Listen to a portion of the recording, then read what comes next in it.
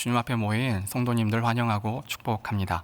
이 시간 언약궤를 성전으로, 이 언약궤를 성전으로라는 제목으로 하나님 말씀 전하겠습니다. 여러분 7장까지 해서 드디어 예루살렘 성전이 완공되었습니다. 무려 7년 6개월이라는 시간이 걸렸습니다. 이어서 8장 오늘 본문은 이 예루살렘 성전 봉헌식에 대한 이야기인데요. 요즘으로 말하면 교회 헌당 예배를 드린 과정을 소개하고 있습니다. 8장은 1절부터 이 66절까지의 꽤나 긴 스토리가 담겨 있습니다. 큰 틀을 살펴보면 8장은 이 백성들 소집하기, 그리고 이 언약궤 운반하기, 이 백성들을 축복하고 또 이 솔로몬의 봉헌 기도가 있고 한 번 또 축복하고 이 집으로 돌려보내는 그런 스토리로 구성되어 있습니다. 짧게 요약하면 소집하고 이 언약궤를 운반하고 이 봉헌식을 하고 기도하고 다 같이 해산하는 그런 스토리입니다. 이 시간 함께 살펴볼 본문은 이 이스라엘 백성들을 소집하는 것, 그리고 이 언약궤를 운반하는 것에 대한 이야기입니다. 이 본문에 들어가기에 앞서 여러분에게 한 가지 질문합니다. 여러분, 이 성전의 본질이 무엇입니까? 이 성전은 하나님의 임재를 상징합니다. 그리고 무엇보다 이 성전이 성전되기 위해서는 꼭 필요한 것이 있습니다. 그것은 바로 이 언약궤이죠. 만약 언약궤가 없다면 성전은 아무리 웅장하고 화려해도 무용지물일 뿐입니다. 이 언약궤 운반이야말로 이 성전 봉헌식을 거행하기 위한 가장 중요한 일이라고 할 수 있습니다. 이러한 배경 지식을 토대로 한번 이 본문을 살펴보겠습니다.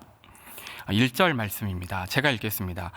이에 솔로몬이 여호와의 언약궤를 다윗성 곧 시온에서 메어 올리고자 하여 이스라엘 장로와 모든 지파의 우두머리 곧 이스라엘 자손의 족장들을 예루살렘에 있는 자기에게로 소집하니.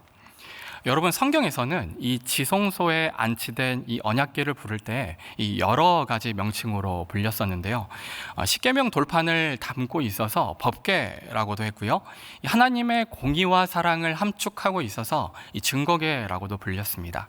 그냥 단순히 그 상자 모양을 따서 이 궤라고 불리기도 했습니다. 이러한 다양한 명칭 가운데 특별히 오늘 본문에서는 이 여호와의 언약궤, 이 여호와 또 그리고 언약궤, 이 두 가지 표현을 쓰고 있는데 이 둘 다 하나님의 언약의 신실하심을 나타내는 표현입니다. 하나님이 지금까지 언약을 신실하게 지켜오셨다는 사실을 강조하기 위함이었습니다. 또한 이 다윗 왕조를 견고하게 그렇게 세우신 것처럼 지금에 있는 이 솔로몬 왕국을 견고하게 세우실 것을 기대하는 표현이었습니다. 솔로몬은 드디어 이 언약궤를 운반하는 일을 시작했습니다. 그러나 이 운반 시기는 이 성전 완공한 그 직후가 아니었습니다. 학자들은 이 성전이 완공된 지 11개월이 지난 시점이라고 말합니다. 그렇다면 왜 이 솔로몬은 이 완공된 즉시 언약궤를 운반하지 않았을까요? 그것은 언약궤를 옮기는 일이 결코 단순한 일이 아니었기 때문입니다. 그것은 단순히 오래된 어떤 궤짝을 하나 실어 나르는 그런 가벼운 일이 아니었습니다. 지난 역사를 알고 있는, 지난 이스라엘의 역사를 알고 있는 이들에게는 자칫 목숨을 잃을 수 있는 그런 무척이나 두렵고 긴장되는 일이었습니다. 여러분, 이 여호와의 이 언약궤가 이스라엘 광야 시기에 축조되어서 이 다윗성이 안치될 때까지는 여러 가지 우여곡절이 있었습니다. 특히 이 법궤를 이방 민족에게 빼앗겼던 그런 적도 있고요. 이 사무엘 선지자가 활동했던 시기에는 이 블레셋과 전쟁에서 패해서 약 한 7개월 가까이를 법궤를 블레셋에 빼앗겼던 적도 있습니다. 그리고 약 20여 년간을 아비나답의 집에 방치되기도 했습니다. 그리고 또한 이 유명한 사건인데 이 베레스 우사 사건입니다. 이 우사라는 사람이 법궤를 옮기다가 잘못 만지는 바람에 그 자리에서 죽는 일도 있었습니다. 이러한 역사를 살펴보았을 때 이 솔로몬이 장로들과 이 족장들을 먼저 불러 모은 이유는 분명했습니다. 율법을 지키고 배우게 하는 일에 책임이 있는 사람들을 불러 모아 그들의 조언을 구했던 것이죠. 그만큼 이 언약궤는 이 하나님이 명령하신 규례를 따라 운반하는 것이 얼마나 중요하고 얼마나 귀한 일인지를, 엄중한 일인지를 알고 있었기 때문입니다. 그리고 또 한 가지 이유가 있습니다. 이 2절 말씀인데요, 제가 읽겠습니다. 이스라엘 모든 사람이 다 에다님월 곧 7째 달 절기에 솔로몬 왕에게 모이고, 이 에다님월은 이 가나안 언어의 표현이죠. 유대 절기로 말하면 초막절을 얘기합니다. 이 성전 완공 이후에 이 11개월이나 기다렸던 또 한 가지 이유가 바로 여기 나옵니다. 이 1년 중 가장 거룩한 날로 여겨지는 이 초막절을 기다렸기 때문입니다. 여러분, 1절, 2절 말씀에서 우리는 이 솔로몬 왕이 품고 있었던 이 두려움을 엿볼 수가 있는데요. 이 최선을 다해서 넘치도록 그렇게 성전을 화려하게 지어놨는데, 하나님께서 과연 이 성전을 승인하실까 하는 그런 두려움이 있었을 것입니다. 이처럼 언약궤를 이 예루살렘 성전까지 이동하는 것은요, 두렵고 엄중한 과정이었다는 것이죠. 그리고 솔로몬의 이 불안한 마음은 이 5절에서도 확인할 수 있는데요, 5절 말씀을 제가 읽습니다. 솔로몬 왕과 그 앞에 모인 이스라엘 회중이 그와 함께 그 궤 앞에 있어 양과 소로 제사를 지냈으니 그 수가 많아 기록할 수도 없고 셀 수도 없었더라.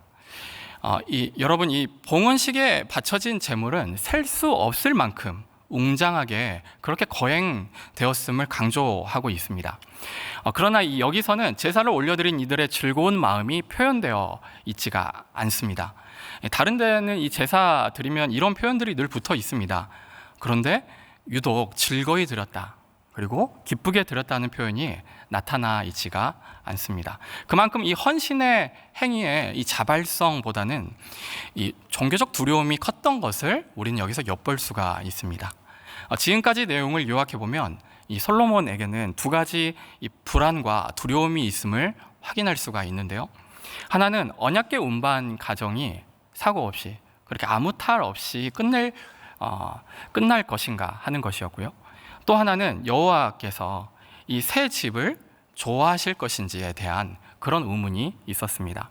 이처럼 고조된 이 불안과 긴장 속에서 솔로몬은 이 안전을 위해 엄청난 양의 제물을 드렸다고 볼 수 있는 것이죠. 이어서 6절 말씀입니다. 6절 말씀 한번 함께 읽겠습니다. 시작. 제사장들이 여호와의 언약궤를 그 초소로 메어 드렸으니 곧 성전의 내소인 지성소 그룹들의 날개 아래라. 다행히도 별다른 사고 없이 언약궤가 성전에 잘 안치되었습니다. 그러나 아직까지 이 여호와께서 예루살렘 성전을 좋아하실지는 알 수가 없습니다. 이어서 7절, 8절 말씀인데요. 7절 제가 읽습니다.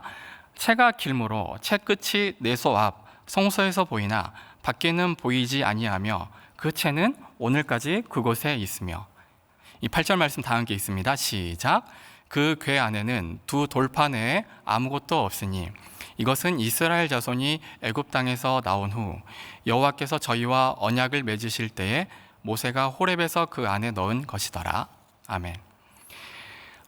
성경 기자는 이 거대한 그룹들 밑에 법궤가 놓여 있는 것과 이 그룹들의 날개가 얼마나 컸는지를 그렇게 설명하고 있습니다. 그리고 무엇이 오늘까지 그곳에 있다고 기록되어 있습니까? 특별히 이 언약궤가 아니죠. 그 채가 오늘까지 있다고 그렇게 되어 있습니다. 여기서 말하는 채는 언약궤를 이동할 때 쓰이는 기다란 막대기입니다. 그렇다면 여러분, 여기서 우리가 도출해낼 수 있는 의미가 무엇이죠?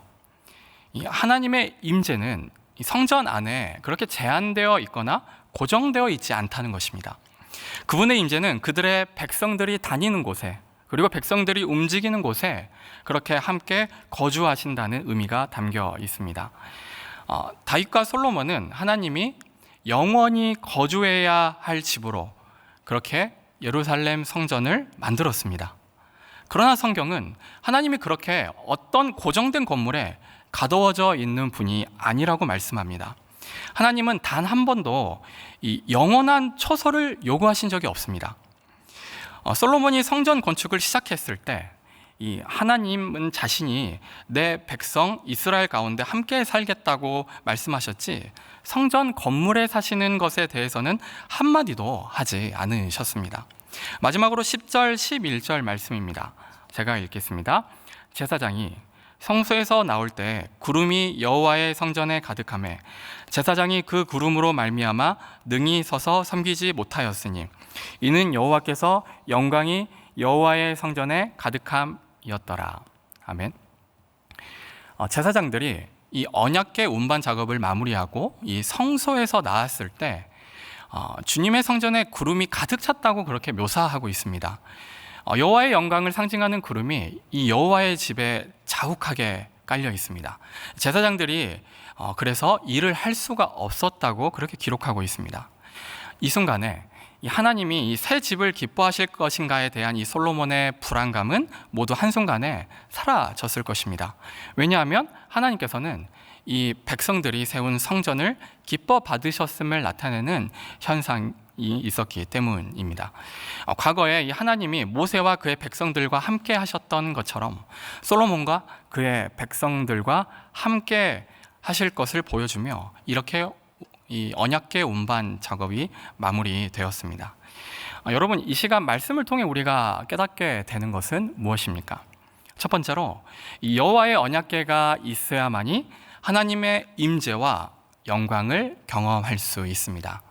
이 언약궤가 예표하는 것은 무엇입니까? 바로 우리 예수 그리스도이십니다. 요한복음 1장 14절에 보면 이 말씀이 육신이 되어 우리 가운데 거하신다라는 그런 선언이 있는데요. 이 거한다가 이 장막을 치다라는 이 스케누라는 헬라어 동사입니다. 이 하나님의 영광은 이 모세의 성막에 이 성막과 이 솔로몬의 성적을 가득 채운 영광이었고요. 예스겔의 회복된 성전을 가득 채운 영광이었습니다. 마침내 그 하나님의 영광은 이 그리스도 예수의 육신의 장막에 임한 영광이었고요. 이 종말론적으로는 새 하늘과 새 땅에 서게 될 이 하나님의 장막을 가득 채울 영광이었습니다.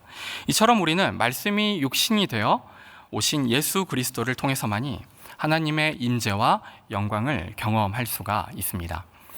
두 번째로 우리가 깨달을 수 있는 것은 이 인간의 죄성은 하나님을 고정하고 한정 짓는다는 것입니다. 우리의 죄성은 하나님을 어떤 공간에 담아내려고 하거나 한정 짓는 존재입니다. 이 솔로몬은 자신의 이 안위와 이 왕궁의 안위를 위해 이 하나님의 임재를 이 성전과 언약궤에 한정 짓고 고정하려고 했습니다. 한 구약학자는 그의 책 이 데칼로그에서 이렇게 말합니다. 인간은 신을 한정 짓고 고정시키려는 동기, 곧 로컬라이제이션 모티브를 가지고 있다. 신을 볼 수 없고 신이 무소부재하면 인간은 불안해한다. 마음의 안정을 찾기 위해서는 한 군데에 위치시켜 놓아야 한다. 여러분, 하나님은 한 번도 이 땅에 성전을 지어달라고 하거나 영원한 초소를 요구한 적이 없으셨습니다. 하나님의 이 능력과 은혜를 기념해야 할 도구들이 도리어 하나님의 영광을 가로채고 있지는 않은지 우리는 돌아보아야 합니다. 본질이 아닌 비본질에 집중하고 있는 것은 아닌지, 내용이 아닌 이 형식에 집중하고 있는 것이 아닌지 우리는 그렇게 돌아보아야 합니다. 이 시간에 우리 들은 말씀을 생각하시면서 함께 기도하시면 좋겠습니다. 이 말씀이 육신이 되어 오신 우리 예수 그리스도를 통해서 하나님의 임재와 영광을 온전히 누릴 수 있는 기도의 시간 되게 하옵소서. 전지전능하시고 무소부재하신 이 하나님을 한정짓지 않게 하시고 나의 안위와 안전을 위해 하나님을 고정하고 또는 그렇게 이용하지 않도록 불쌍히 여겨달라고 이 시간 함께 기도하겠습니다. 또한 가지고 나온 기도 제목 가지고 함께 기도하시다가 자리에서 일어나시기 바랍니다. 함께 기도합니다.